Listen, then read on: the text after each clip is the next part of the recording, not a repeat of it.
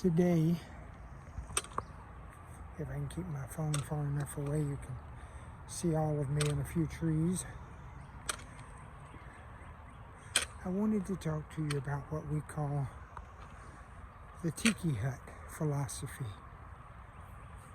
It's based on my personal experience, so I get to give it the name.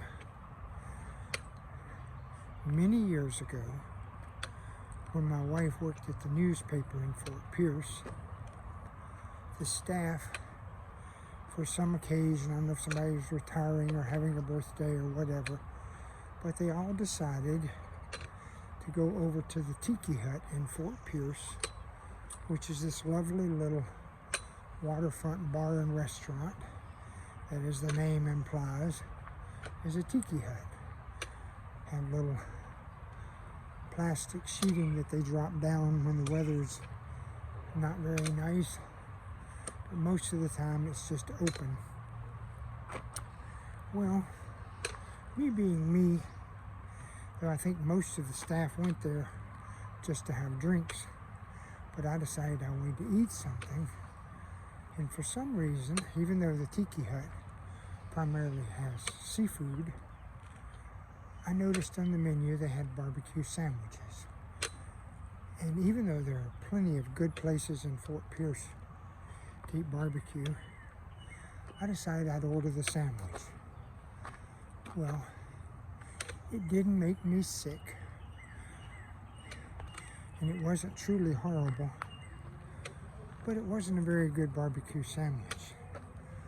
And I looked at people who were ordering the seafood, and they were getting these big, beautiful platters full of fried seafood that looked and smelled delicious, and they seemed very happy with it. So the Tiki Hut philosophy is, don't go to the Tiki Hut and order a barbecue sandwich.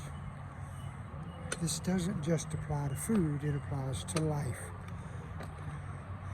If somebody tells you this or that is their specialty, don't go rummaging around and say, yeah, you make guitars, but could you make me a flute? Because they could make you a flute, but they'd probably make you a much better guitar. And speaking of restaurants and food, there is an exception to this, and I don't know how you find it out except by trial and error. There's a restaurant down in West Palm Beach called Amigos, and I think they're mostly famous to other people for their margaritas, but for us, they had the best chimichangas this side of Texas.